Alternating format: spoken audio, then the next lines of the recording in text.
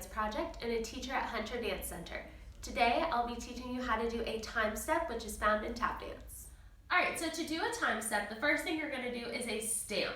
You're placing your foot down and bringing it right back up. Just like you're stamping something down on a piece of paper or a letter. So you stamp, you're going to hop on that one foot, you're going to step behind yourself, full lap, which is two sounds, a brush and a step. Then you're going to bring it in, and you're going to stamp it back down. And you're ready to go to the other side.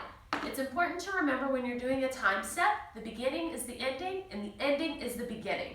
So, starting again on that right foot, you're going to stamp, hop, step behind yourself, full lap, step in, and stamp. To start again, hop, step behind yourself, full lap, in, and down.